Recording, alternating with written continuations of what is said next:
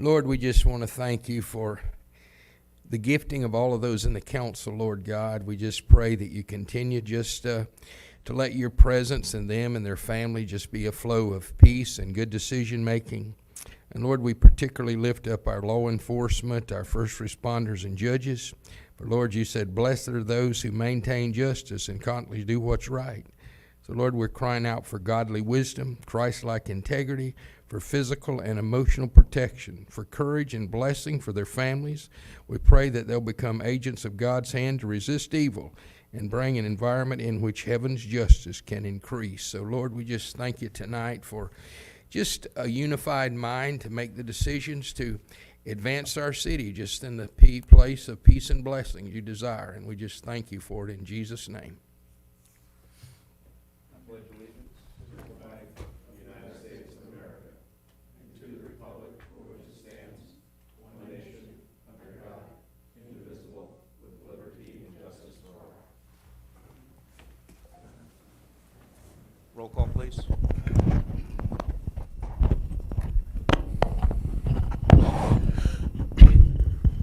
Mayor Scott Tremblay. Here. Vice Mayor William Dimmer. Here. Councilwoman Jenny Sorrell. Here. Councilman Tom McClary. Here. Councilman Tom Kinsella. Here. City Attorney James Matthew. Here. City Manager John Dew. Here. Looking for a motion to approve council minutes. Motion to approve. Second. All in favor? Aye. Aye. We're going to open up with comments from the general public. I'm going to start with, there's two people that signed up under one. It was Bill and Rachel Munson. And I'll invite you either both, well, we can go one at a time, and whoever wants to go first, welcome. Can we have our neighbors speak first? You can, if you want to. Kathy Hart. Kathy Hart, welcome. Come on up.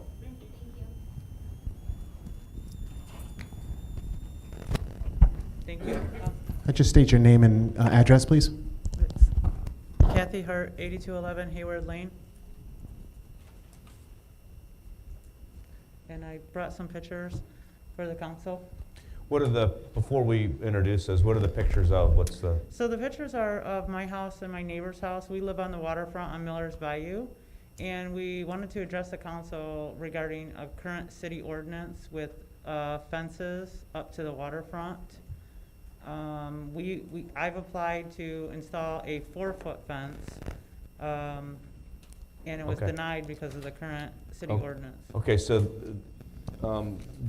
it's up to the council whether or not they want to accept these exhibits as demonstrative props for us to look at. No problem. Is there a motion? Motion to accept them. Okay. Second. All in favor? Aye. Aye. Okay, Thank so you. we'll accept that in for general comments, if we can have those.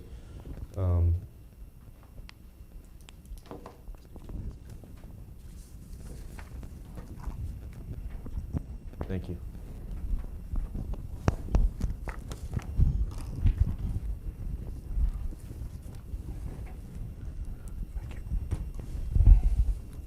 All right, sorry to interrupt. No, that's okay. Okay, go ahead. So we just wanted to make sure that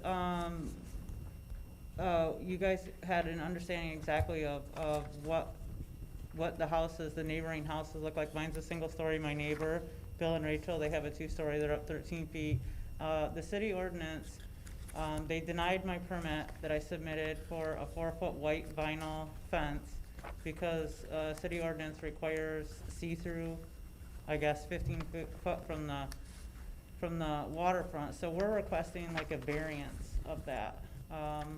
Both of us have dogs that if they see each other, they're just drive each other insane. They'll try to fence fight, and we would like to enjoy our properties while we're outside together. So we're just asking for a variance. And in those pictures, you can see that there's several other fences on the bayou that are solid wood and vinyl, over 6 feet. Ours is only gonna be 4 foot. We're not trying to create any sort of privacy or anything. It's basically for the dogs, and to be able to create a boundary, that's all.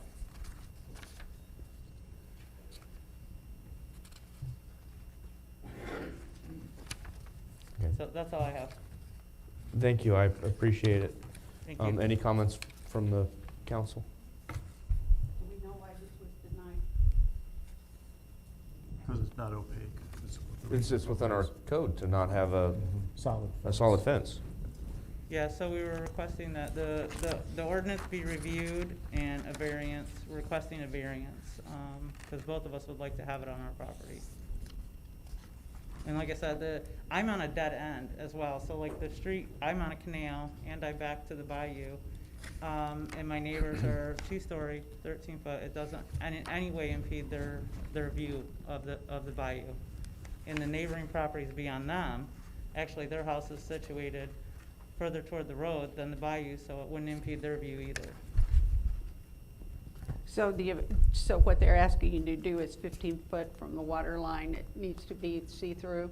Yes, So you could have a And- solid fence all the way up to 15 foot and then see-through. right, to the back edge of the house is what they're saying, and that wouldn't really help the situation with our animals.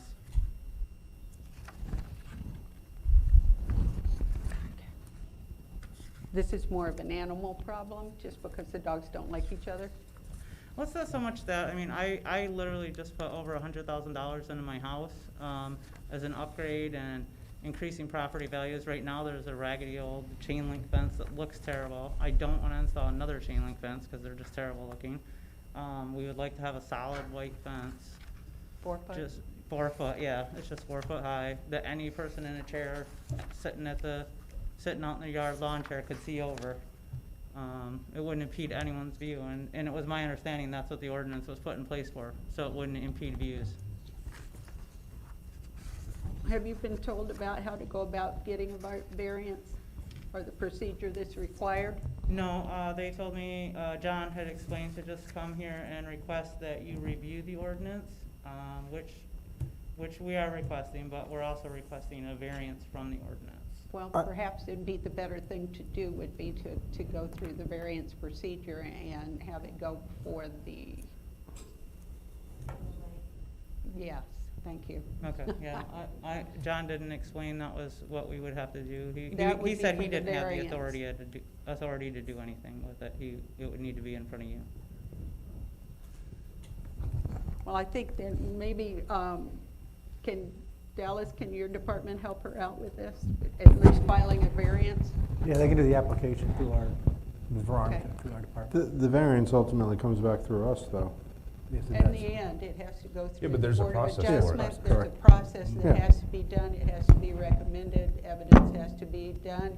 Surveying all the neighbors have to be done for a Correct, yeah. variance. I mean, if It's the first step. So. it's Yeah. the first step. So I think that would be the best way to go about seeing what we can do. Mm-hmm. There are exceptions to every rule, and Okay. maybe we can find one. Perfect, thank you. Appreciate it. And the other folks that were here for that issue was Mr. and Mrs. Munson. You guys are welcome to come up and speak if you have anything to say. And I forgot, you're supposed to introduce yourself and put your address on the record too, so. Rachel Bill Munson, 8221 Hayward Lane. So we're just here to support our neighbor, and we're both asking for either the exception to the variance or whatever for the 4-foot fence. And no one's view is gonna be impeded by this 4-foot fence. There's already a 4-foot fence there, and there's already shrubs and everything in front of it. It's just on the bottom where it's actually open is where the dogs, They can actually push through so they can cross over. yeah. The fence? They Yeah. can get through the So they fence? can, because So the along fence chain link needs to be fences, the replaced. chain links, well, partially, yeah, but like she was explaining, if you replace it, after putting all that money and just go back to chain link, we don't know if we'll They start the still same talk problem. to each other through it. Oh, I totally understand what That's you're really- saying, but I'm just saying right now, your problem is the dogs can get through the fence. Yeah, that's part of it, the fence is old too, so I think it was on both of our minds, hey, we should do something about this fence. And then start going down that path and found out you can't close it off in any way, even though Well, And John came and looked at it as well. He told us to come here tonight and Well, plead our case and either ask for the ordinance, ask for a variance, figure out how we can do it, because there's several houses across the bayou, especially on the city park, has their own vinyl 8-foot fence up. Then we're only asking for a 4-foot fence. There's wooden fences across as well. So we just trying to figure out a solution where we can both sit outside and enjoy our backyard and our view, and there's no view. All valid reasons for what you're having to do, but I think the best procedure would be to go to the building department and start an application for a variance, have it go before the Board of Adjustment, and then it would come to us with all their recommendations. And this would also give you an opportunity to explain your problems to the Board of Adjustment, and I think that would be the proper way for you to do that. Fences have always been an issue in the city of Port Richey. Thank you so much for your time. Sorry, Mayor. Oh, No perfect- apologies. Perfect answer. No apologies. So we have Pastor Lord signed up too. Welcome. Come on up. Leonard Lord, I pastored 8114 Leo Kidd Avenue. I do want to thank the manager and Mr. Kinsella, those that were cleaning up the park the other day. It was a joy to work with them over at Nick's Park. So just thank the city for the care of that, and just good to be a part of it. Also, I apologize, I don't have flyers for the egg hunt in the park. We're still waiting on the permit, though. We've got our permit in, waiting for that to get finalized, so I hope to be able, as soon as that's done, to get all the information to you. Also, we experienced something that we've been desiring to do. Jackie from City Hall called us, and Alex from Newport Richie of Code Enforcement called her, and widow lady, her husband has just died, had some problems with the yard cleanup and so forth. So we were able to meet with her, get 5 people there today. We got it cleaned up, and the last I checked, they had it mowed, so that should be taken care of. And that's our desire, to work with the cities and areas that we can. 80-year-old widow lady married a gentleman that thought he should do everything, so she couldn't write checks or do nothing, and he died in his sleep, so here she was. So Jackie called us, and we're thankful that we were able to get people to do that. So just want to continue to just say ever how we can help you. Lord bless you, and we're here to serve, and just think Port Richey could be the greatest city in the world if we just love one another, help one another, and seek God's peace. Amen? So thank all of you, and Lord bless you. Thank you. Thank you, Pastor Lord. There's several people here that didn't sign up for just opening comments. Does anyone else wish to speak? Seeing no hands, we're going to move on to comments from our city manager, Mr. Duke.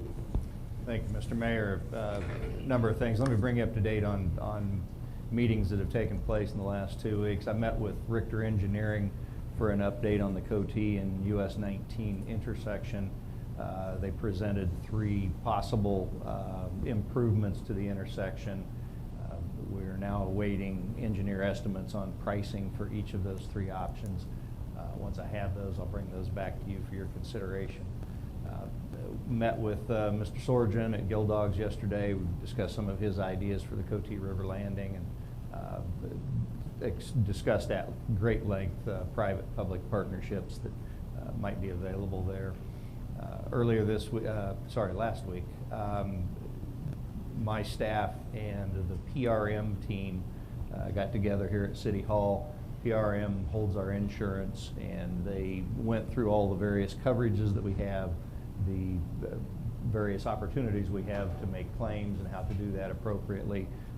Provided a lot of instruction, education, and support. There's resources there that are readily available to us. I've reached out to both of our legislative representatives for our area. I've reached out to Senator Hooper's office. He called me back shortly after I'd sent the email. He and I had a good conversation about his efforts and him supporting the efforts of Port Richey. I haven't heard back from, I got an email back from Representative Morano's office. They're suggesting that as soon as the session is over, early part of May, we can get together with the representatives. We'll try to set up a phone meet and greet with her as well. So appreciate both of them getting back to me. Had a long conversation with Jeremy Edwards. He's GIS for Pasco County. Every 6 months, he reviews properties that are in the city, in the county, on the line, properties that might be in question, and there's a document that I have to sign online, and so he was helping me with that. But he also offered support for our GIS efforts. He's going to send folks over to City Hall and see if we can make some progress on the GIS hardware and software that we have. Last week I met with the CLA team. There are accounting consultants, reviewed their progress. Their principal had some suggestions, and fortunately we're making good progress on stabilizing the finance department and procedures that we can do to make that a little cleaner. You've got some financial information in your packet this session, and in talking with our new finance director, we're going to tweak that quite a bit and get you information that you can use to do the job that you're charged with. Did participate in the CAC's Nick's Park cleanup. Had some good people doing good things there. Attended CAC's Meet Your Neighbor last week. A good crowd on hand, and I think people had an opportunity to meet with those of you who attended, and appreciate that. Earlier today, I met with Vera Mobility. They are the company that manages our red light program, and going to be some. There may be an opportunity for some cost savings. Apparently, we automatically renewed our contract with them. That happened late last year. There's an opportunity to revisit that. It renewed automatically because we didn't call them up and say, hey, we want to talk about this. So we're talking about it, and I keep saying may because I'm not going to make any promises that I can't keep yet. But David Mast is going to review the contract, go back to his team, and see if there's an opportunity for us to renegotiate that. If that opportunity fits into their timeline and to your timeline, we may have a significant savings opportunity there. So more information to come on that. A couple of other updates. Just so you know, I know you know from your CRA board meeting, I did receive the Cote River Landing feasibility study. I'll be getting that out to all of you in digital format this evening. But it is a real document. It exists, and I'll be setting up the stakeholders meeting. I've heard from a couple of the stakeholders already. Got a call from one of the property owners today, and so they're waiting for us to take the next steps. So I'll get those guys and gals invited to a stakeholders meeting. Continue to work with the CRA audit team, and Mr. Matthews' assistance is a godsend. Getting questions answered, answering questions about questions, and really getting down into the weeds on what the auditor is looking for. We had a stormwater permit that was due quite some time ago. The state entity that oversees that gave me a call. We've been working diligently, maybe even frantically, to get that put together. Ayers Engineering is helping us with that. We did get the 2020 report is now in, and we're now working with Ayers on the 2021 report, which is due in less than 60 days. So getting caught up on that. Johnny Cash Bash, city put up 3 light towers to put light onto public property. Worked with property owners down there to make sure we were getting light onto walkways and streets to try to make it as safe as possible for participants in that. It seemed to be well received. I did reach out to Duke Energy. They did an assessment of the Cote River Landing area about streetlights and lighting in general. Their assessment came back with there is 1 pole in public property on which we could put a light if we were so inclined.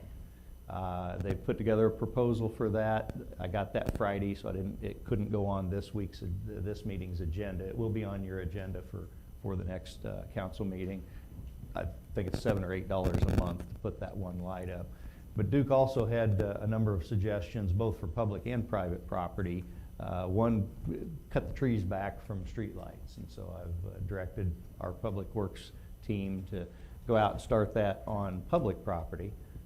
In our stakeholder meeting, I'll present that to them as a possibility for cleaning up their trees and shrubs to allow light down on the streets. Duke also suggested that on private property there are opportunities for additional lighting, but that's up to the individual property owner. So I'll present that to the property owners when we get them all together. So you'll see a contract for consideration for 1 more street light on public property. Significant improvements underway at Nix Park. I had a citizen call me with a long list of his concerns. Mr. Uhas and I have both been out to the property to Nix Park to look at it. The citizen was right. There were a number of things that needed to be addressed there. So Mr. Uhas and his team are working on that. We're going to replace cleats. We're going to replace decking. The fencing around the police boat is a mess, and Mr. Uhas is working on that as well. A couple of other items on the list that we'll be addressing. So that's in progress. You're going to see some improvement there over time. Won't happen immediately, but I know the orders are in for supplies, and Public Works will be taking care of that as they get the supplies in. Our new finance director was here yesterday and today. She spent almost all of her time with our interim finance director. When she left this afternoon, I got a brief from her, and she's got ideas about where finance needs to go, some improvements to make. I asked her if anything scared her, and she wasn't scared, so I took that as a good thing. I'm sorry, Rachel Goslin. And she's planning on coming back?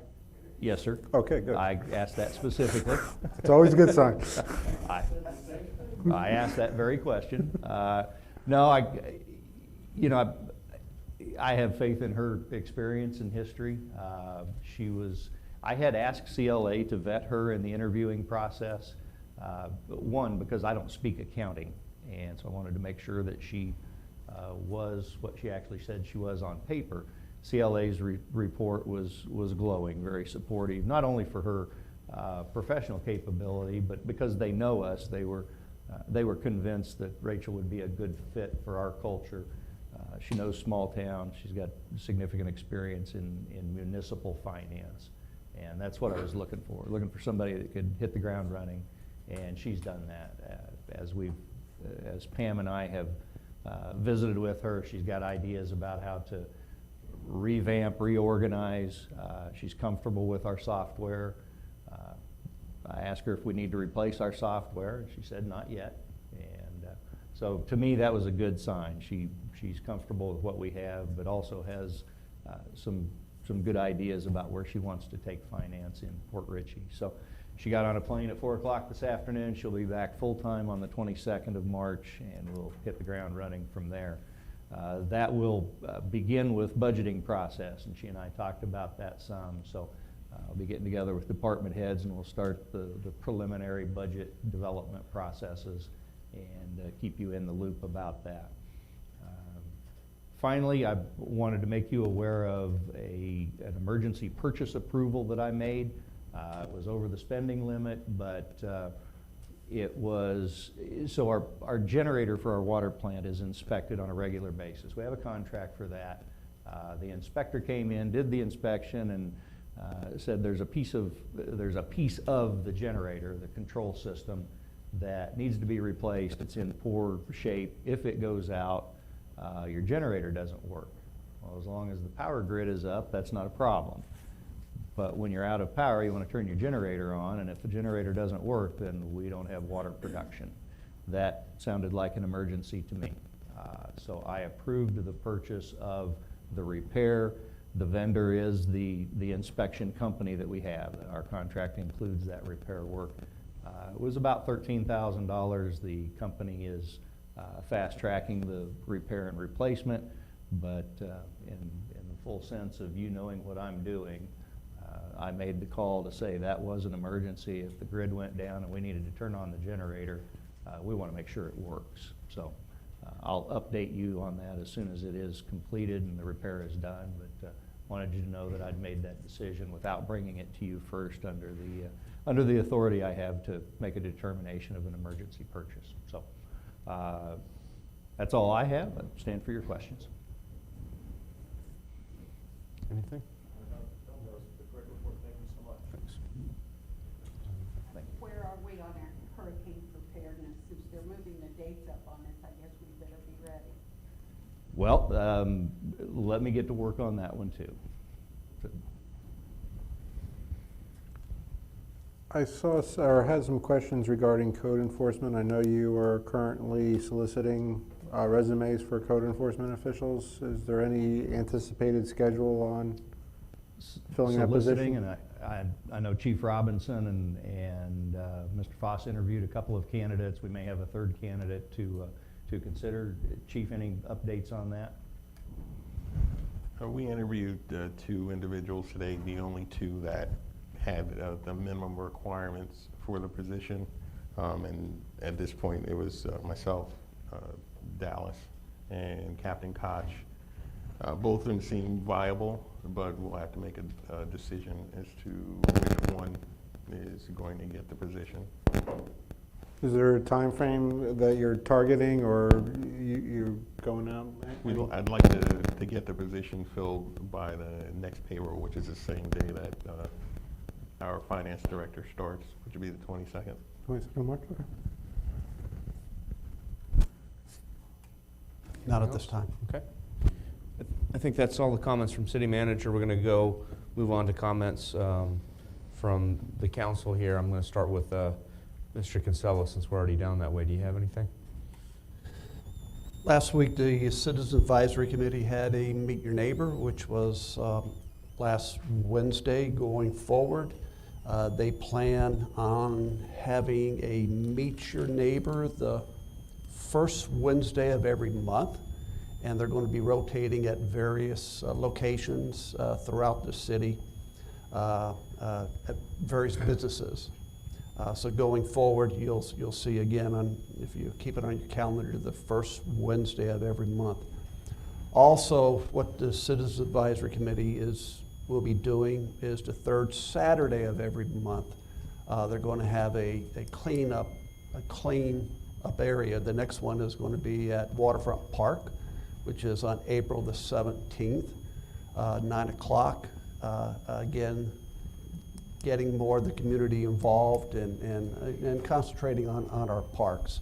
So very pleased the direction that the Citizens Advisory Committee is going. A question for our city manager. Recently saw a health advisory notice at one of our parks, Brasher Park. Is there any update on that? Sean, do we have any update on that? Okay. No, sir, I wasn't informed about that. That's actually done by the county. So the county doesn't notify the city when I don't believe they did not notify me. I can check with my water plant operator because he's, it's a sampling that they were doing for the county itself for all the waterways. And when they went back to it, they said they could no longer do it for free, so we're actually paying them to monitor that. So I can check with Mr. Andres, who's the head of the water department, or I'm sorry, the water plant operator, and find out he was the contact, and then I can also reach out to find out direct contact with Pasco County to let me know what's going on. Yeah, if we're paying for it, they should tell us Yes, if sir. we have an issue. But I believe their direct contact they've been dealing with is Mr. Andres, which is my plant operator. But I can check with Mr. Andres to find out. He did not bring that up to me. He's a bit scatterbrained some days. He's trying to make sure you guys have perfect water. We'll see if we can clean up that communication link. Yeah, and also when we do, and again, I looked at this advisory or heard the advisory, and then, obviously because the city didn't know, I didn't see anything on the city website in making that announcement, and so that explains the reason why. We'll clean that up. I have nothing else. Thank you, Mr. McClary. I have nothing. Councilwoman Sorrell? I'm fine, thank you. Okay. No comments? I wanted to thank the utility staff. Somebody had dumped a bunch of furniture on Coons Road, and I brought it to the attention of the staff, and it was cleaned up immediately, so thank you, Sean. Appreciate you getting to that. Okay. Excellent. That moves us on to the consent agenda. I'm just looking for a motion at this point. Motion for consent agenda? All in favor? Aye. No? One question. Yes. Just want to check on the fees to Ayers Engineering. Is that the total? No. Or they're breaking it down into thirds? It's a portion of the total. Okay, just wanted to Yeah. verify that. Thank you. That was it. Are we all set? Okay. All in favor? Aye. Aye. Any opposed? Motion passes.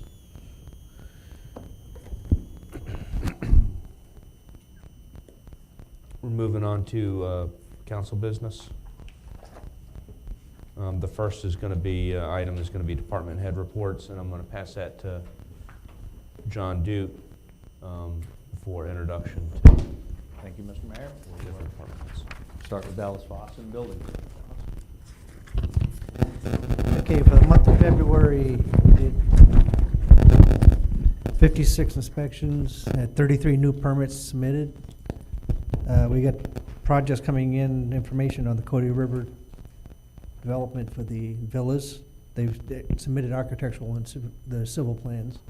So they're getting ready to start putting in some utility work. Their permit should be issued for that this week.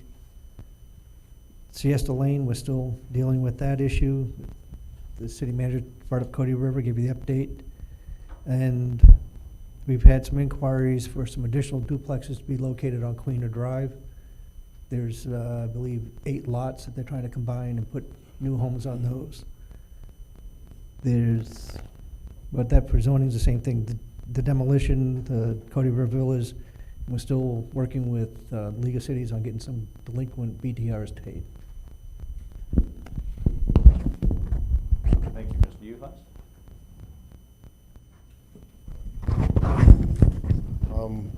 Our normal monthly, as Mr. Dittmer did mention, we did pick up some very lovely crushed red velvet sofa from Coons Road. I also picked up a lovely brown sofa from Springer, and somebody decided to sleep over by Eric Sojanen's property, so we actually picked up the queen mattress over there. Our normal stuff that we were doing, we did Waterfront Park. We did scrape and reshell Waterfront Park, the driveway. It started looking like Clark Moody Road, so we fixed that. We've installed playground mulch in all the playgrounds. Installed two bike racks per our stewardship. They wanted to see more bike racks over at Waterfront Park, so we actually concreted 2 new bike racks in, one up on the top and one by the playground. We did set up the lights for Johnny Cash Bash. There was a bit of a miscommunication between myself and Mr. Sojanen.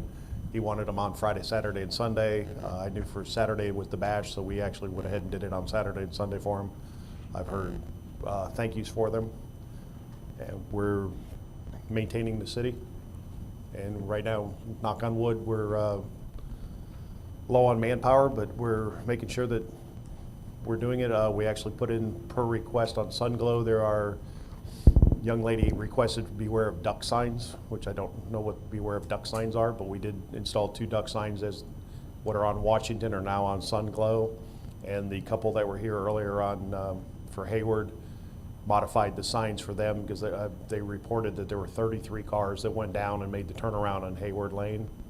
So on Miles and Hayward, we increased the child playing. There was a small sign that says slow children playing. Now there's a larger one. It's a 30 by 30. And I also put a sign up for no through traffic. Thank you. Chief? Good evening. Last 30 days, we did see an uptick in calls. We're just over 100 calls. Completed 3 inspections. Equipment-wise, everything's fixed in service, been running good. As far as the agency goes, we had some internet issues. We were down for 21 days. We had a patch on it, so we had limited capabilities, and then we were working with Big Sur to try to get that taken care of. And as of yesterday, it seems like we're back up, so that's nice. We made some much-needed repairs to our station generator for emergency purposes. They had to go out and hand do some things when that thing's very capable of being automatic, so we made those changes, so now our crews don't have to go outside in the rain and the lightning to get that taken care of. It's now set up to be fully automatic. I'm working on a COVID expense tracking sheet to give to the city manager so we can kind of keep track, a detailed track of how much money the fire department's spending and time and money for COVID purposes. It's just taking some time because I have to backfill with part-timers and we're short part-timers. So we're just trying to update that as soon as I can. I'll get it to you as soon as it's completed, sir. Still waiting on the manning, but because of the changes at the office, getting applications done is on hold. So the boat training, you might have seen us out there yesterday and today. You're going to see us tomorrow. Again, we completed the Coast Guard training with them, and now I have some charter captains that are coming in and teaching them some more boat tricks. So they're getting a lot of hands on the helm. And tomorrow will be the last day for all the paid crews for round one, what I'm considering to be round one of the boat training. And then we included a lot of the volunteers in there to keep them going and keep them trained on the boat as well. There'll be more of that coming up. The city employee CPR program is going to be start on the 23rd. So 3:23 at 9 o'clock in the morning, first one, and then at 1 o'clock in the afternoon to be the second class. So the department heads were all updated on that to try to get all the city employees updated on their CPR cards.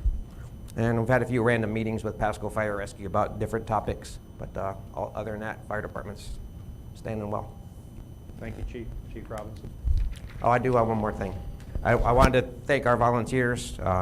They're jam up, but they were able to man the Johnny Cash Bash peak hours out there with the UTV, and we're happy to say that there was no medical issues, but they were out there and in force, patrolling the streets and keeping people happy. So I just wanted to throw kudos out there, to our volunteers for doing that for us. Thanks, Chief. Chief Robinson. If you have any questions on the numbers, calls for service or anything, I can answer those.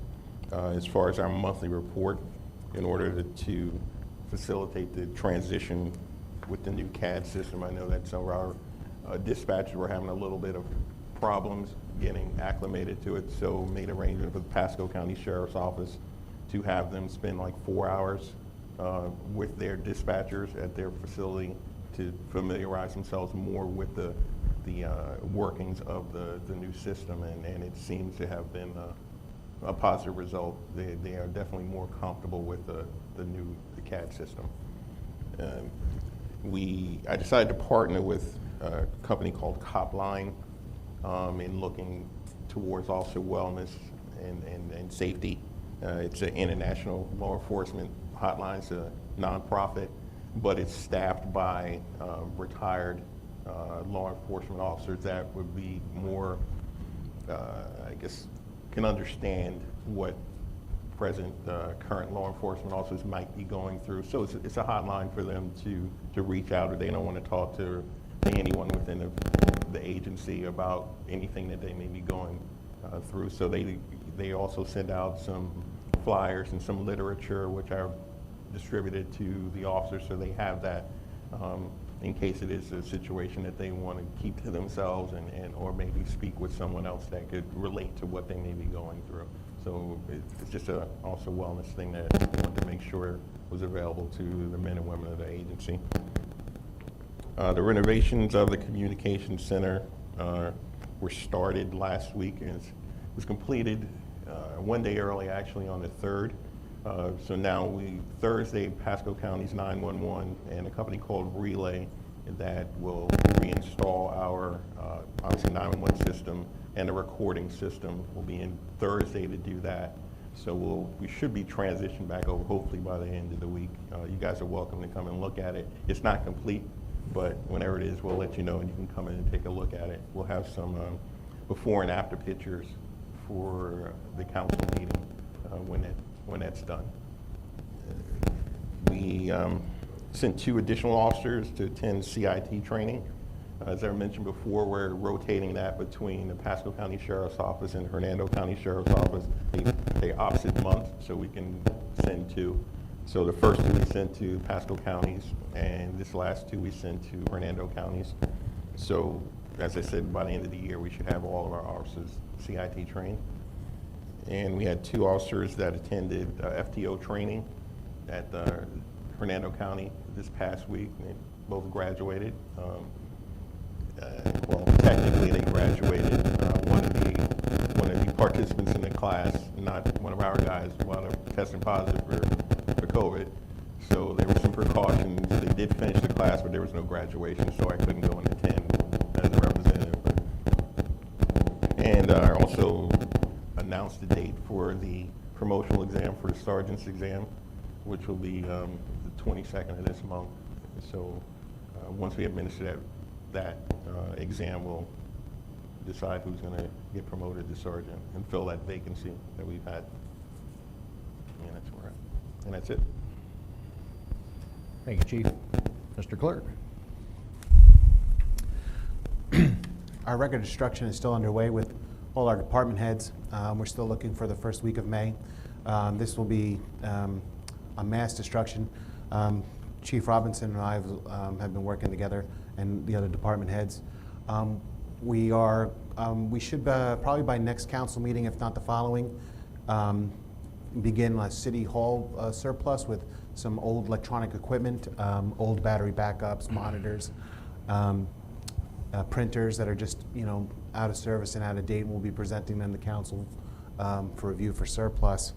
I received all our early voting materials on Friday the 5th. As of right now, anyone can come to City Hall during the day and can early vote. I was informed by SOE that about 3 to 4 days ago, the vote by mail also went out for our election. So citizens should be receiving them in the mail. If they don't receive them, they can still come to City Hall and vote. Either that ballot will be accepted. So our meetings for February, the Citizens Advisory Committee, they just met on the 4th, and their next scheduled meeting will be on April 1st. That is a true meeting. It's not an April Fool's Day joke, but it will be the 1st. And our next City Council meeting will be on the 23rd. And about 31 lien searches were done for the month of February. Thank you. I've got monthly meetings set up with the city manager in Newport, Richie, so I'll be having lunch with her tomorrow. There's a couple of things that have come up this evening that she and I can discuss, but that schedule's pending. We'll be able to meet on a monthly basis. I also meet quarterly with the county manager and his team, so got that on a regular schedule now. I'm starting to reach out to meet and greet with businesses. I've got almost everybody on the payroll. Still got to get to the fire department, so I'm coming, Chief. But I need to go there so we don't take those guys off duty and interfere with their service. But starting to reach out to local businesses. My next tier in the government will be county department heads. I've already had a couple of meetings. One with their dredging expert who has pledged support and assistance. He also said the county is not ready they're not going to have a dredging project ready for a year and a half. So there's really no opportunity for the city of Port Richey to collaborate with the county on actual dredging projects, but he did offer any support that we might need, project managers, engineers, accountants, and so I really appreciate that. Our interim finance director, Pam Ziegler, has been working hard. Payroll is submitted to the bank and has been approved, so everybody's going to get paid again this cycle, which keeps people coming back for the most part. We're happy about that. Like I told you earlier, our permanent finance director will be in the seat on the 22nd, and she's already spent a good deal of time with Pam and Veronica. Pam's going to give us a couple of days of overlap just to get Rachel started. So really appreciate Pam. She's been a lifesaver for us and kept us going. But payroll is complete for this week. I've been signing checks to get vendors paid, and so the basics of finance are continuing to move forward. Really appreciate staff at City Hall stepping up to fill in the blanks, and they continue to serve in that manner, not only doing their job, but filling in pieces of other jobs that are open. You're going to see some position announcements coming out. We'll start making some of the changes in the structure at City Hall.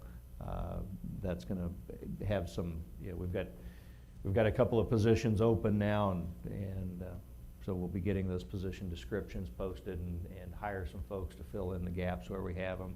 I know Chief Robinson and Mr. Foss have been working on code enforcement, but we've got several other positions that we need to fill. So you'll be seeing those coming up pretty quickly. So thank you to all the staff for what you do, making it happen every day. So, stand for your questions. If you have any surplus within the city, you just shift it over to the police department and be gone in a hurry. I've told Chief his time is up. No more from PD, because the clerk and I have mountains of stuff that metaphorically, euphemistically, the staff refer to our storage room as the Radio Shack. When I first got here, it was wall-to-wall, floor-to-ceiling with old, dead electronics. Just stuff that had never been surplused and thrown away. So Chief Robinson's had his time. He's done his disposal. Did you hear that? No more. Now, I thought I was going to get my stuff on the next agenda, but the fire chief tried to butt in there, and he may have some stuff he wants to get rid of. But between the clerk's efforts to pare down paper, we've had mountains of paper.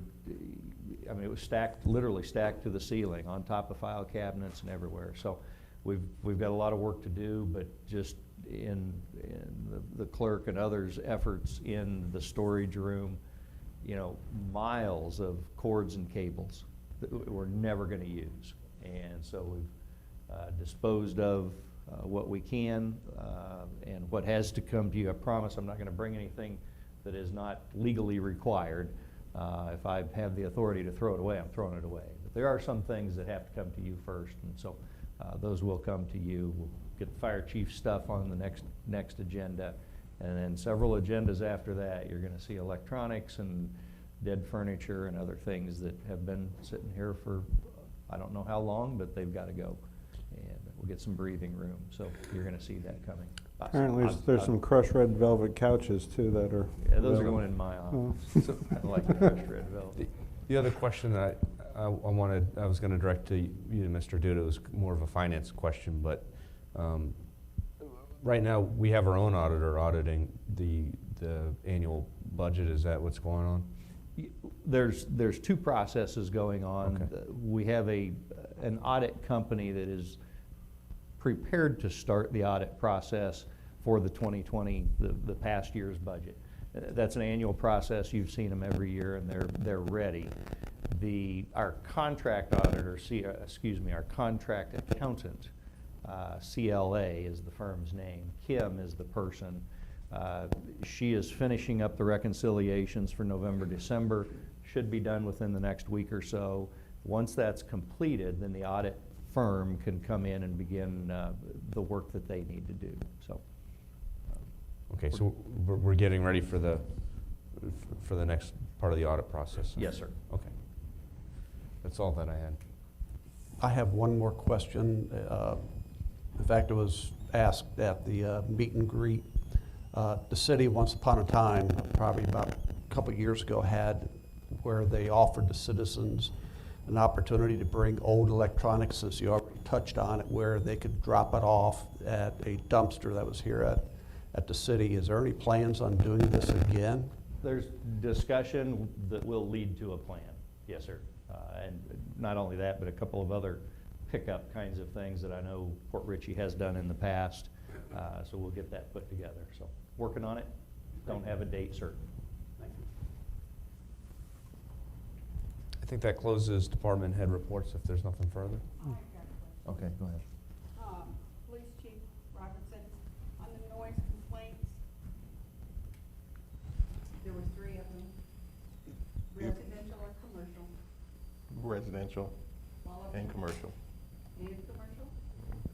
But it's the same 3. If you were referring to maybe the boat or some of the events that are taking place over the weekend, there's nothing of significance that I can report to you about those. So we don't have habitual No, ma'am. problems? No, we don't. And our fire chief, how wonderful that we're having CPR for the employees. That's a wonderful thing. Would it be a possibility to entertain the thought of maybe offering it to the public? We can arrange. Is it feasible? We could, I mean, it's hard because of the limitations, and then there's a fee associated with it, you know what I mean? Exactly, I know, but it wouldn't be a free thing.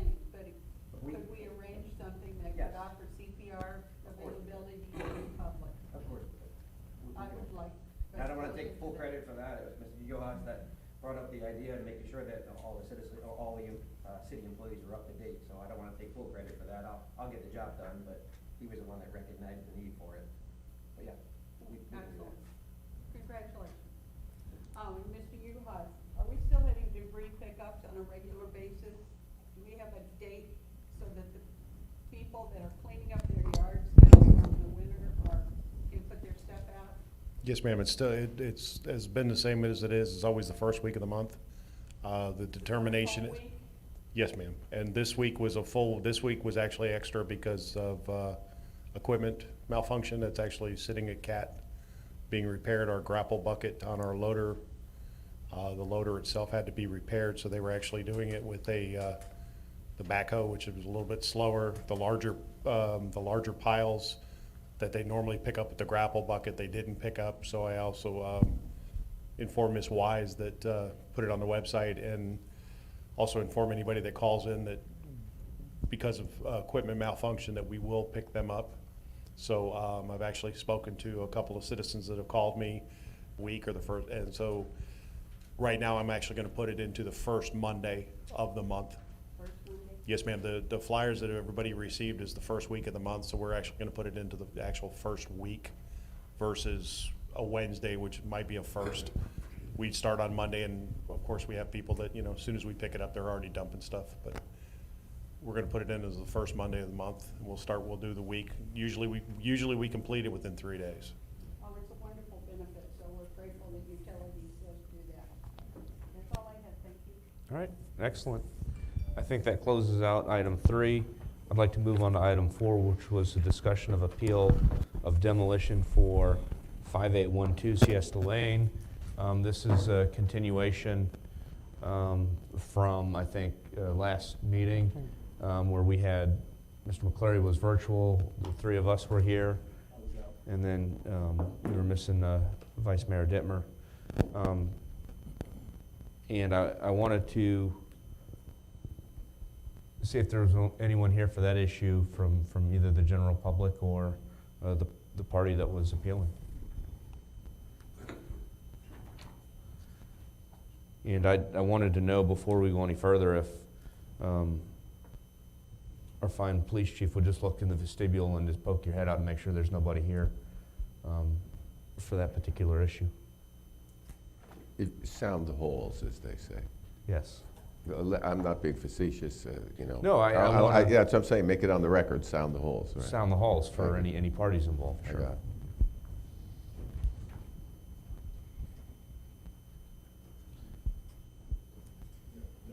Okay, and the reason being is one of my concerns on this issue was the notice issue. This was a notice issue where we gave what actual notice. We asked the party involved to be here tonight. There were some certain things that I think he was looking or wanting to do to salvage that house or that property. I think there was a motion, and if we can just get a review of the minutes, what the motion was. I think it was a motion to have him with an engineering plan and maybe some cost,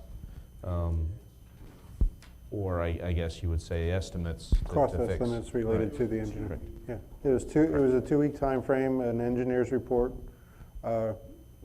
dictating what needed to be repaired, and then cost estimates associated with that repair to be presented at the meeting. And I guess before we go any further, while he's checking that, has anyone, Mr. Foss, received anything, and he's just not here tonight? In other words, did he submit anything to the city in terms of cost estimates or any engineering plans? We received nothing from the owner. Have you had any contact with them? He made one phone call, I believe, last Thursday afternoon. I was not in the office, and we haven't heard from him since. That's the only contact we've had since the last meeting. Do we know what the nature of the phone call was? Did he just leave a message for you? No, but he does not leave a forwarding number. Every time he calls, it's a different cell, payphone, we don't know. So you weren't able to reach out to him? No way to contact him. Okay.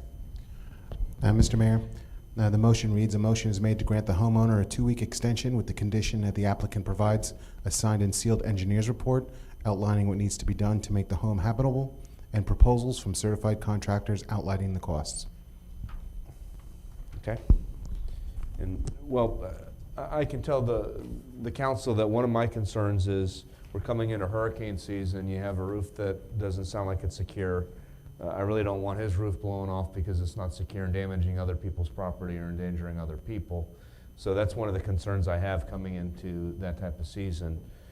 So I guess we're back up for whether or not there's more discussion or any motions that need to be made. Motion to reject the appeal. Second. Before we go any further, anyone here on this issue? Mr. Mayor, may I interject, just for Yes. the record, since it's a serious matter, your choices pursuant to the code are to affirm, reverse, or modify the order of demolition. So I presume that's a motion to affirm the order of demolition? Correct. Thank you, sir. So there's no comments from the general public. Is there any other further discussion amongst the board before we vote? Okay, all in favor?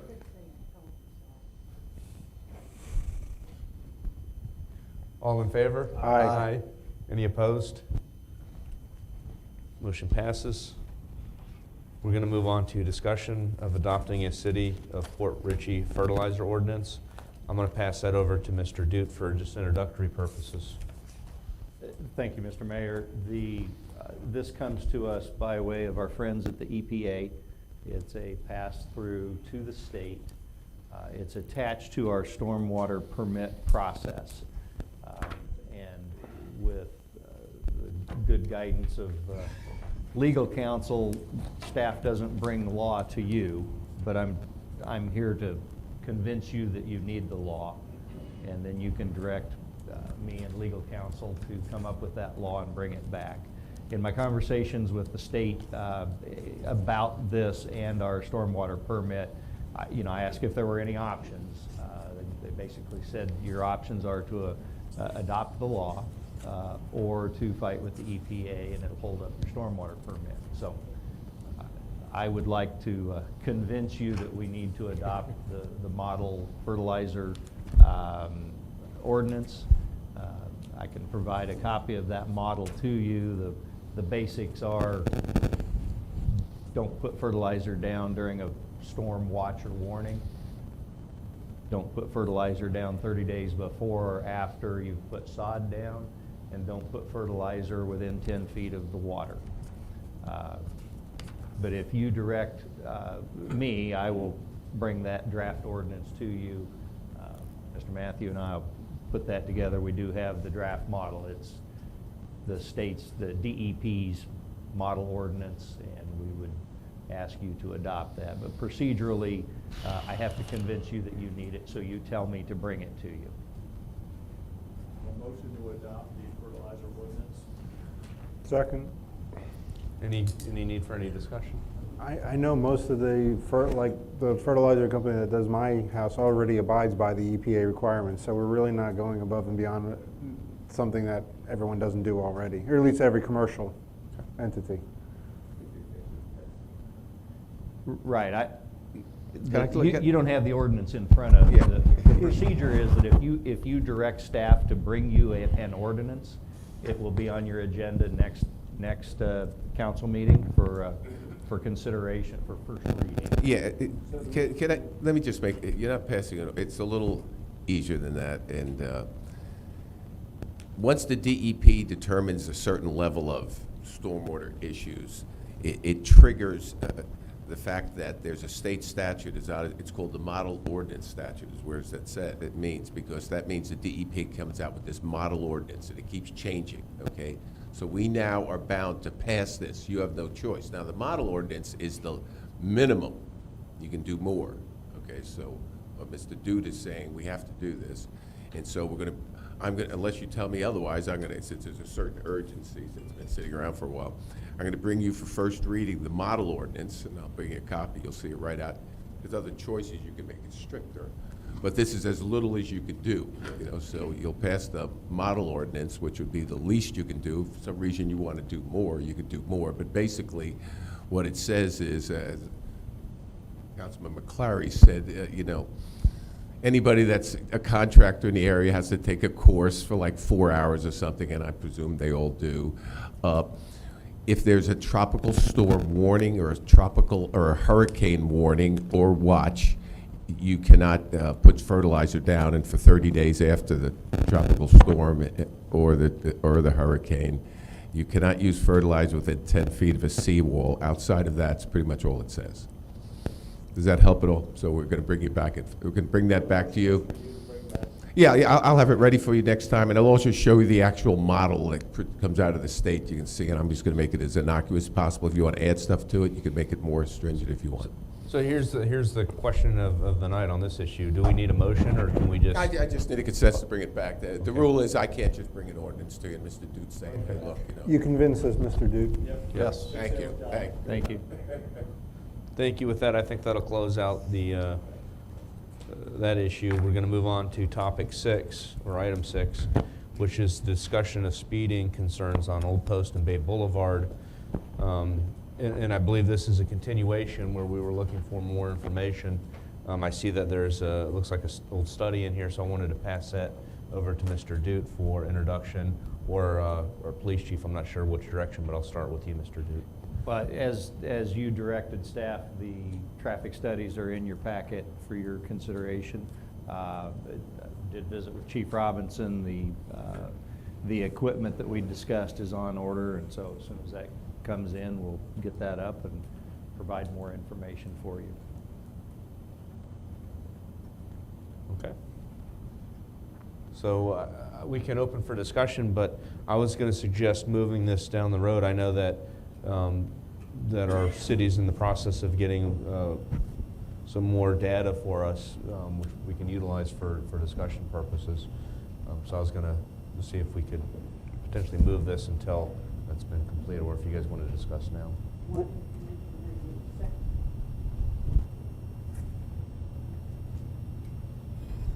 The piece of equipment that I mentioned probably a couple of sessions ago from JMAR Industries, where we'll be able to collect the data for a 7-day period, and then we can download it and make a report as to the speeds, whereas a traffic study will give you the number of vehicles that pass by a certain, whatever specified intersection.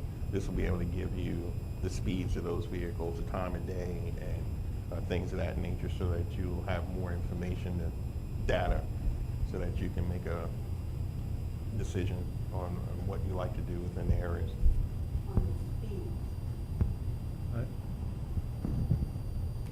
I know that the police department's been proactive, or appears to be proactive. Can you give us a report from our last meeting to today? You know, what, if anything?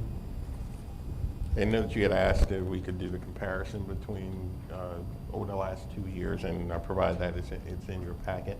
And in 2019, for the benefit of the citizens, in 2019, we did 51 traffic stops on Old Post with 47 citations.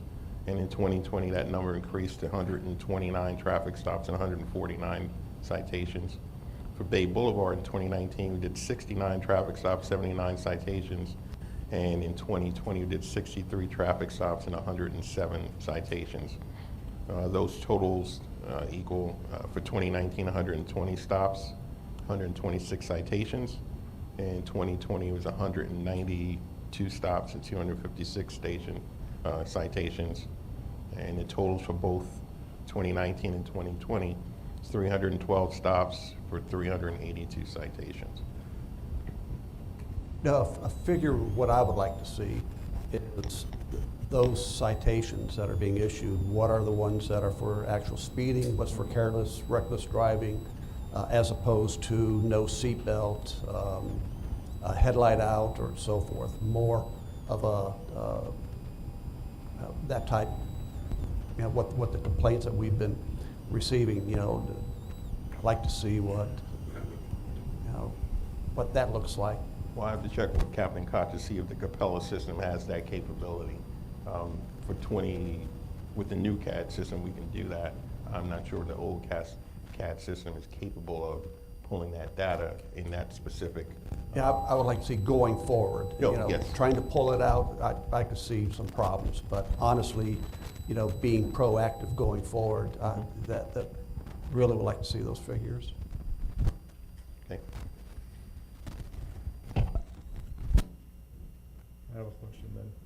Where do we stand on the heavy equipment from Avila Bay? Are they done with all that heavy equipment moving out of that area? I believe by the end of the month they should be. Presently, right now, they're finishing the last building, so they should be pulling the dumpsters out within the next couple of weeks. Cornerstone is presently working in there on the pool, if you'd like to call it that, very large hot tub. So we have the contractors finishing, so hopefully by the end of the month we should have the concrete trucks, and the larger trucks, you'll just have the smaller service vehicles coming in and out. Okay, because I know that there was a discussion of speed bumps at one time along Old Post, and one of the concerns was the heavy equipment moving out of Avila Bay, destroying them as we put them up. So I'll make sure we revisit that. I walk through the city a lot, and I can attest to the speeds on Old Post Road. They're almost as fast as Bay Boulevard. So both of those could use a real good review, and I think possible speed bumps and a change of the speed limit down to possibly 25. Well, I think we have two separate discussions almost. One, there is the discussion, do we want speed bumps on Old Post Road as an additional deterrent to anyone who may be speeding, whether they're speeding or not. In order to put in speed bumps, you're going to have to lower to 25 miles an hour. I've never seen a speed bump at 30 miles an hour. You're going to tear your car apart. So if we are intending to put speed bumps on Old Post Road as an additional deterrent, then we have to lower the speed limit. Well, that's what I just said, below Yeah. 25. So, but then there's also the discussion of Bay Boulevard, which is 30 miles an hour, but we were never intending to talk about speed bumps on that, which, No, but I think dropping that to 25 makes a lot of sense. I don't know if everybody knows where I am, but I'm just about 4 houses west of the bridge. And sometimes I can't back out of my driveway looking over one shoulder to look back with him flying down Bay Boulevard coming over that bridge. Way over 30. I mean, it's gotten to a point where it's almost a joke, because if you look and you're clear, you start to back out and right past you. So I think regardless of speed bumps or not, I think it needs to be 25 miles an hour, because everybody has to back onto that street, and there is a lot of traffic on that road. So once we get these things in place, we can see how many cars are coming down the roads, we can see what the average speeds are, and then we can go look at reducing the speed limit on these streets that have heavy traffic and a lot of speeders. But I do think that on top of that, I think it still may be a good idea to have speed bumps on Old Post, at least on the north side of Bay Boulevard, from Bay Boulevard and Old Post down to Coons. I would also like to see them going out to Brasher as well, because that is a drag strip. It's the same thing. At night. Yeah, it is. It's the same And thing. I know, the credit to the police, they try to stop it, but by the time they get there, the guys are gone, or girls, or whomever it may be. Well, that's what I mean. These are, used to call them sleeping policemen, the speed bumps, to slow people down. So I think that's something we definitely need to look at, but we'll wait for the chief to do his study and get some of that. Here's the question, though. Let's say he does the study on Old Post Road, and every person on Old Post Road does 30 miles an hour, exactly per the speed limit, and they're all law-abiding citizens. Is that still too fast for Yes. So should we be talking about lowering Old Post Road now, and then let the chief focus on other roads, Bay Boulevard, Grand, everywhere else that, what can we do from that aspect? That's fine too. I'm fine with that. I think reducing the speed is a big thing, and speed bumps can be a secondary item to that. But Because if we want speed bumps, we have to lower the speed limit. Even if everyone does 30 miles an hour, the general consensus seems to be it's still too fast. So to me, the conversation we're now having is, well, we should lower Old Post Road and then look at all the other areas. Well, Old Post and Bay, I think, are our biggest concern. So I think we should look into what it would require to reduce the post at 25 miles per hour. What is the process? Is it just we make a motion to lower the speed limit on Old Post Road from Bay to wherever, and that's it, or is there more to this? Well, if I can weigh in, normally there's for state roads, there's normally DOT requirements, and they do all kinds of studies, and that includes your your field of vision and the traffic pattern and the way the houses are situated, and there's all kinds of things that go into that. So I think for us to sit up here with the benefit of what's normally put into or normally done to set a speed limit or change a speed limit, I think is, there's a process for that. I know the state goes through a certain process for setting speed limits. So I think whatever we decide to do, we should go through the same process that DOT would go through in setting speed limits. And that's probably something that needs to be looked into. I don't know, I think setting a speed limit, yes, but reducing. If you're the speed raising a limit- speed limit, I Correct. can see all kinds of studies being necessary, but for lowering a speed limit and making it safer, I don't see, because what are we gonna do? Endanger more people by doing 25 miles an hour? I'm just telling you the process as I've ever seen it in different. And the state's got a lot more money than we do. So. Councilman, Not to interrupt, but I believe you definitely, the city council on city streets definitely has the authority with up to a certain point, and it's a range. I don't think there's any requirement that studies be done, whether you want to or not, but I think it's just a matter of voting that, I'd like to check that first, and I'm pretty sure you just set the speed limits, okay? I mean, I would presume you'd ask the chief for his input, but beyond that, I don't think there's any requirement of studies, okay? Whether you should do that's a different story, but I could check that, but I think you have the full authority over streets from 30, I can think tell it's you, 30 the miles an hour study or I've less done or on something. on a daily basis is people go way too fast down that road. Whether you, But- Yeah. But then the issue is enforcement versus, is enforcement the issue? I guess the issue is if people are driving 45 miles an hour, whether it's set at 30 or 25, I don't know if it's going to curb that issue. Well, a speed bump will. What's that? A speed bump would. Sure, so is the sole purpose of changing the speed limit to put speed bumps in? I guess that's what I'm driving at. Well, down the. see, Old but- posts, we were always talking about that. Speed bumps. The holdup on Old Post was because Well, the heavy was- equipment moving in and out of Avila Bay was gonna destroy the speed bumps. So they wanted to wait till the heavy equipment was over with before we looked into speed bumps. Because I remember a year ago, we were having a conversation, we were talking about 2 on the road leading to Brasher and then 2 on Old Post. But the question becomes, setting the speed bumps aside, is whether or not 30 miles an hour is a reasonable speed or the right speed or correct speed for either Old Post or Bay Boulevard. And that's something that, before you get into whether or not there's going to be speed bumps, I think that needs to be addressed as to whether or not that's accurate. Because if the argument is that 30 miles an hour is a reasonable speed, then we're dealing with enforcement, not necessarily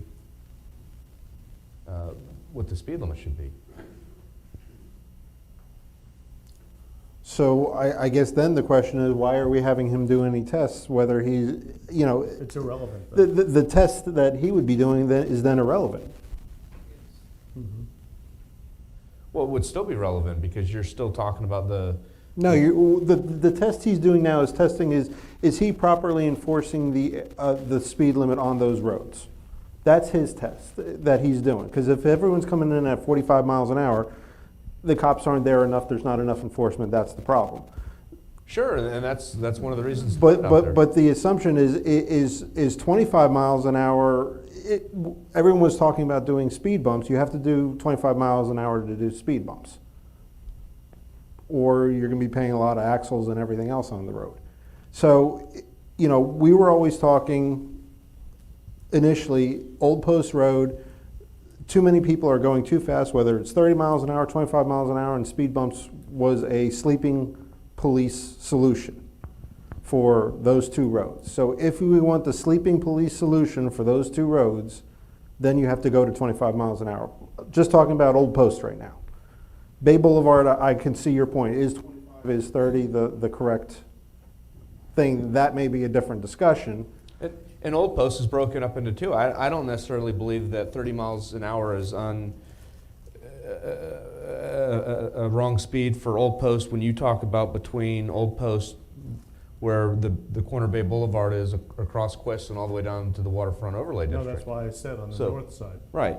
Well, but like I said, I think that addressing the speed limit just on the small part of Old Post is what we need to address and nothing more. I don't know about Bay Boulevard, I guess, is one of the points. And the Well, second, I don't think it would hurt, because I don't know if you guys, when you come and go, but on Old Post there, between Bay Boulevard and Quist is the bus stops as well. So we have several bus stops and kids standing on the shoulder every morning. And so slowing people down in general, I think, is just a good idea on that road. So I wouldn't mind Old Post, the entire Old Post, all the way from where it starts at Cody Road, all the way down to Coons Road, could be 25 miles per hour. And if we want to put in the speed bumps after that, I think we'll see how that works. If it starts slowing people down because they're like, oh, it's 25, maybe it will. But I think Bay Boulevard, and it actually, the paperwork shows that there's a lot of speeding down Bay Boulevard, a lot of citations written on Bay Boulevard. So I think we need to post at 25. It's just a safer speed. We have too many people. There's a lot of kids at bus stops, and all of us have to back out onto, well, some of us don't, on Bay have to back out onto that. It's a racetrack. well, I mean, 15 is a safer speed too, but I mean, it's one of those balances Well, you that could just we've say no always had. cars at all if you want to go that route. So I mean, But the point is it's been 30 for a long time. There have been significant changes on Old Post with the introduction of Avila Bay with traffic pattern and all that. So I recognize that, but there's really been no changes in our community. other than the study showing that the speeds and citations have gone up from 2019 to 2020. But we don't know what those citations were for. There's a big difference having a headlight out and speeding, big difference. But I think what we're missing the point here, the original complaint, the reason why the citizens came in is that portion of Old Post from Bay North. And we're getting sidetracked on a lot of other things. I think we need to move back to what the original complaint is and concentrate on that going forward. I agree. Like what I was saying is I don't want to adjust the speed on Bay Boulevard necessarily, but I think that the original complaint. The original complaint is on Old Post, north of Bay Boulevard, and we should concentrate on that. Our attention should be on that, where the complaint is. And looking what the chief's been doing, and I like to see more statistics, what those citations are. I know that I've seen a lot of police activity where I'm assuming they've been out there being proactive. Again, it would be nice to have that information to really show, yes, we definitely have a speeding problem on there to justify moving forward, lowering that speed limit. And the other thing that I'd like to see happen before we make those types of decisions is recommendations from the city, where our city manager can meet with department heads and see if and how that may impact city staff. So we don't really have recommendations from the city either. So those are all things that I'd like to see before we address any of those issues. I think recommendations from our police chief and from fire department, whether or not it's going to slow them down getting out to calls, and there may be other collateral issues that we haven't really reviewed here when we're talking about changing the speed and speed bumps. And I'm not saying I'm not for it. I'm just saying that I think that the city hasn't weighed in. We've talked about it a lot, but I think there needs to be more information, and the city staff should have probably some recommendations too that we can look at and consider any other collateral issues that may crop up as we make these changes, if we're going to make changes. I'd like to make a complaint about the speed on Bay Boulevard, so I'm officially filing a complaint. I agree. I'll back that one up 100%. I've been there too with you guys, so. But But at least you pulled out on a side street and got your car was facing Bay Boulevard when you pull out. It's the rest of us that are actually on Bay Boulevard who have to back out of our big difference. The traffic study, I reviewed it again after having reviewed it 2 years ago. Mhm. It's a 2018 traffic study. It does talk about the speed limit in the commercial area is 20 miles per hour. And everything north of that is residential. In most residential areas, we're worried about children, we're worried about buses, we're worried about those things. You can change the law to be uniform, and that whole area could be 20 miles per hour. But you can change the law, but you can't necessarily get the people to follow it. So enforcement would be the second part of that package. If you're going to change it, you're going to have to be prepared to enforce it. The speed bumps are a problem for one of the departments for sure, and that's the fire truck. The fire truck doesn't want to hit a speed bump at whatever speed you guys go through the neighborhood in. And we got a brand new truck. We really don't want to do that. We need the speed bumps because we cannot enforce the speed on Old Post Road and Coons Road. We can't have a policeman sitting out there all the time. It's just not practical. But when they do sit out there, things get really nice. I understand, but there's a cost to the city with the speed bumps, and that's going to be your vehicles, your police vehicles, city vehicles. But you're weighing safety of your people, and you're also weighing the peace and quiet in the neighborhood. If one kid gets hit That's going to be on disastrous. Old Post Road at 30 miles an hour, the kid's going to die. And are we all willing to deal with that? Well, I mean, that's an argument you can make anywhere, but I guess what I'm suggesting is, when's the last time that we've had an accident on Old Post or Bay Boulevard?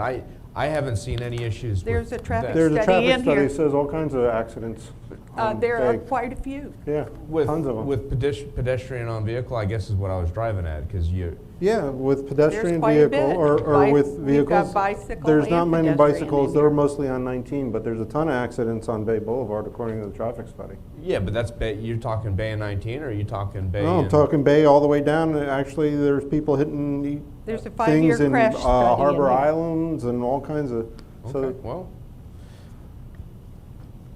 Over a 5-year period from December 2012 to 2017, 839 crashes were recorded within the study area. The majority along US 19, with a concentration of several major intersections, including US 19, Ridgecrest Road, Siesta Lane, and Grand Boulevard. 31 crashes involved a bicyclist or pedestrian.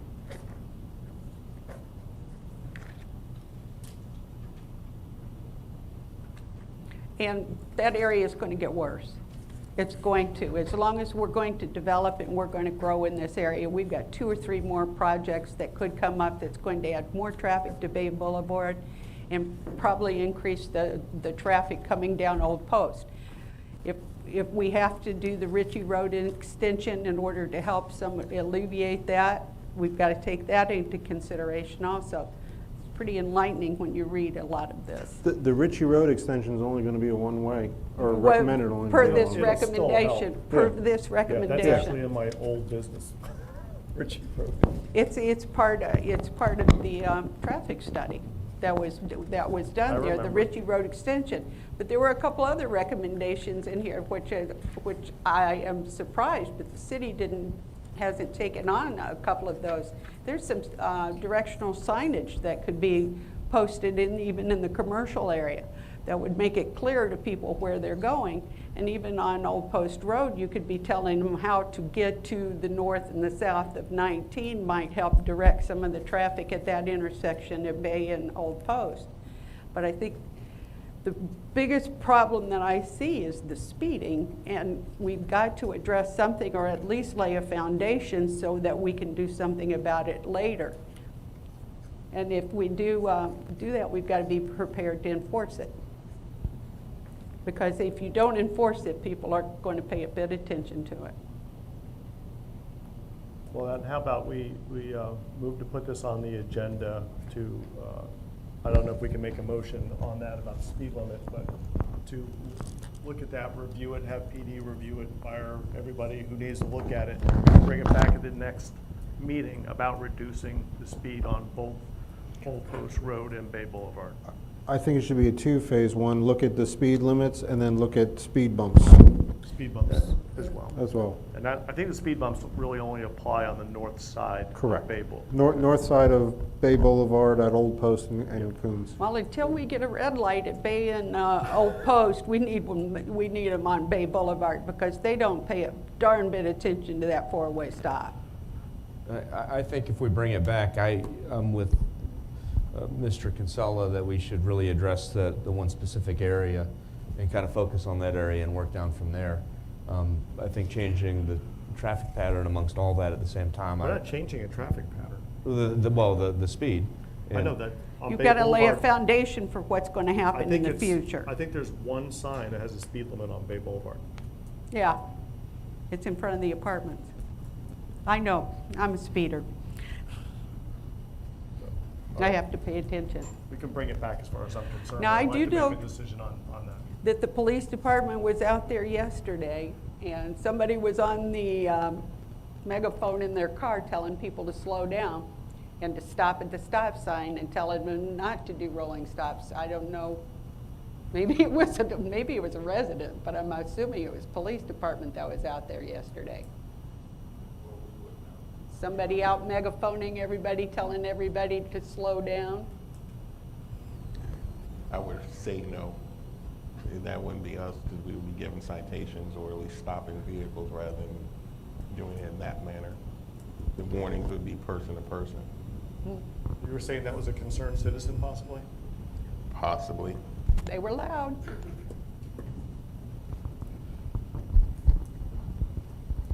I think we need to do something. There is no question about it. Now, I don't know what other information that we need, but we need to change the speed limit in the area. It's a residential area with children.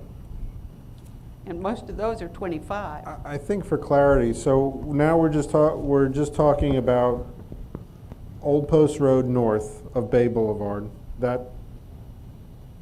those two roads there for speed bumps and speed restriction.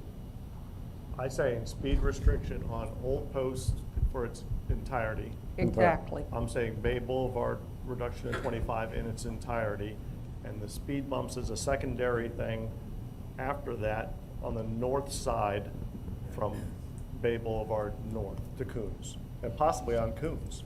Because again, if you ever, I don't know if anybody walks out there, you see the big old skid marks where they're burning out and racing. I hear it every night, don't Yeah, worry I'm about sure it. you do. So, yeah. So I'd like to make a motion to bring that back to the next meeting to vote on, To vote on what? doing it, unless we can do it tonight. To change the speed I limit. don't have a problem. Let's change the speed limit. Make a motion to change the speed limit on Old Post Road to 20 miles an hour, just like the WOD. Or No, the 25. commercial. The commercial area is 20. Okay, one of my concerns is this is all brought up with the citizens' complaint in a certain area on Old Post, and we're being dragged away from what the original complaint is. And I think we need to concentrate on what the problem is, and again, looking at the police department for the enforcement. Here's the thing, you could put the speed limit at 5 miles per hour, and people are not going to pay attention to it. It's all about the enforcement piece of it. So 30, 25, it really doesn't matter what the speed limit is. It's the enforcement, educating the people to slow down to what they're supposed to be doing. And again, turning to the police department, getting their involvement in this, being very proactive to educate and punish those violators is what is needed. At the same time, the citizens came forward about their problem, and my understanding, y'all were able to get a petition of everyone in that area. So to me, that's the problem. That's what we need to concentrate on right now. Let's take care of that. I'm sorry, I don't understand the reluctance of changing approximately 4 speed limit signs on 2 streets. I don't understand it at all. But we're not looking at the rest of the citizens there that are going to be affected by it. How are they gonna be affected by it? Me personally, I drive up and down Bay Boulevard, Old Post, and I do 30. I don't have a problem with it. And if it was 25, you would do 25, because that's the I kind would of have to person do you are. 25. Exactly. I would have to do 25. But at the same time, that's me. What about all the other citizens that are being affected by it? Get a ticket from the chief when they go over 25. But I'm preferring to get a ticket if they go over 30. I'm with Mr. Kinsella, I think, especially particularly on We're Bay just gonna go Boulevard. around and around and beat Right. this to death, so, Yeah, but the initial complaint that was brought before this council was Old Post north of Bay Boulevard. That's what the citizen came forward. That's what we should concentrate on right now, my opinion. Okay, so you're opposed to changing 3 signs as opposed to 1 sign, is what you're saying? You'd prefer to just change 1 sign on the north side and not change the other 2 or 3 signs on the other 2 streets? Is there a sign on the north side? I don't think there is, to tell you the I truth. don't think there's a sign there. So we don't know. So we're here passing this, going back and forth, not knowing what's out there. So again, I think we're moving too far ahead without getting the involvement of the city staff in here to see exactly what we have. Maybe we need to put 2 signs on the north side of Bay Boulevard on Old Post to educate the people. But at the same time, having the police department really concentrate on that, and let's see what the citations they are issuing. And the other thing I'd like to point out, it's been 30 miles for a long time on both roads. What's the harm of a couple weeks from now readdressing it if that's what we're going to do, and have more information from city staff, particularly the police department, and then a recommendation from our city management? Well, that's what I just asked for. Put on the next agenda 2 weeks from now so everybody. No, I thought someone was getting ready to make a motion here, so Well, I'm ready to, but I'm not, Okay. I'm willing to wait if you're going to come back with more information on it. I like to see more information. that's where I'm at too. I'm not, particularly where we're talking about on the other side, the north side of Old Post, where you have Avila Bay. I don't have an issue addressing that specifically because there's complaints there. You got Avila Bay there. That needs to be readdressed. Hey, I made a comment. Well, you'll probably be more interested when Snug Cove and Ventura get in. Can I make yours was for Old Post and all of Bay Boulevard. All Post and all Bay. I would like to make a motion for those recommendations to be broken apart for Old Post north of No. Bay, Old Post south of Bay, and then Bay. And see what cities departments' feedback is to Oh, that. that's fine. I'm not saying we're not doing. So we're going to any- go 100 feet at 20 miles an hour, then another 100 feet at 30 miles an hour, No, then another it's 130 at it's 35. between Bay and Cody. Bay Boulevard's long enough. And Old Post. Well, no, you're going to be doing the entire section of the road, whether it's not. But I want to see the recommendations for each of those sections. With, for instance, the fire truck is probably not going to be running down to Brasher, so that's a fairly easy discussion point for speed bumps and a lowering of speed restrictions. It's a harder, it's a different discussion for Bay Boulevard between 19 and Old Post because that has a higher traffic load versus Bay Boulevard from Old Post to Harbor Point because that has a different traffic loading. So I'd like to see the police feedback and the public works feedback as we are loading those roads differently. They have different traffic loadings on them. It's in the traffic study. One's 2,000 cars per day, the other one's 1,200 cars per day. And let's looking at it at the sections. I feel a couple of the sections may be a no-brainer, but the other discussions are worth further study and see where it is and get the feedback in those 4 areas. And then we bring it back up in 2 weeks and we argue about it in 2 weeks. Yeah, I'm fine with arguing about 2 weeks. Yeah, we'd like to do that. So, okay, 2 weeks. Well, I think we have to be clear what we expect from city staff at this point. Yeah, we do. Okay, there's 4 sections that we're talking about. Bay Boulevard, pretend it's a big cross. You have Old Post Road north of Bay Boulevard. You have Old Post Road south of Bay Boulevard to the Cody. You have Bay Boulevard from Old Post to 19. From You the have- 4-way to the 4-way. Yeah, and then from Bay To Harbor Boulevard Point. to Harbor Point. Give us your recommendations.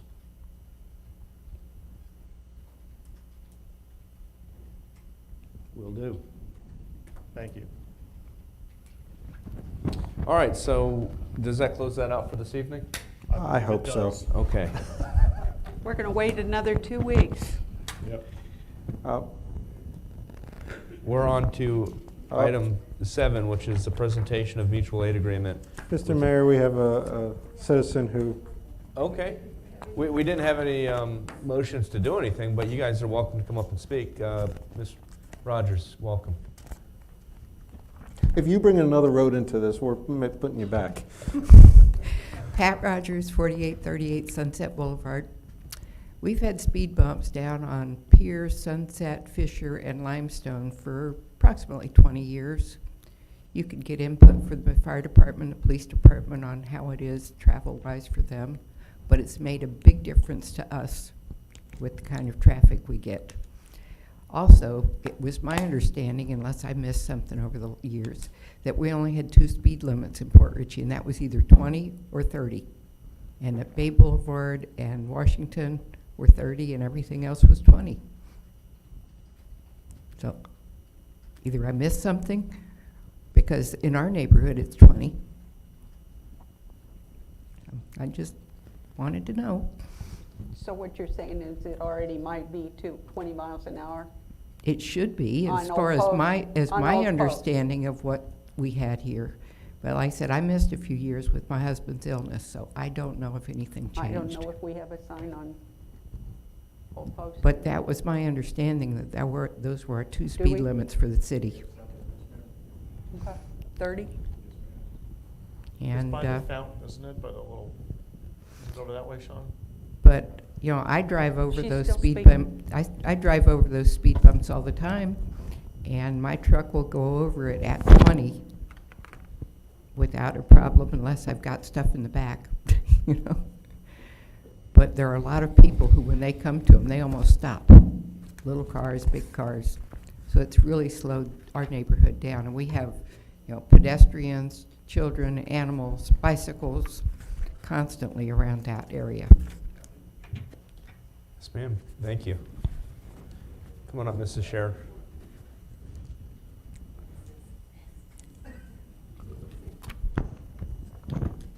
Sherry Scher, 7802 Davis Street. I'm in the same neighborhood as Pat Rogers, and just so you have a differing opinion, we've had the speed bumps for a long time. Unless they're different, they do not slow anybody down. I can only attest to Limestone. I hear them flying over those speed bumps all the time. We have dead animals quite often.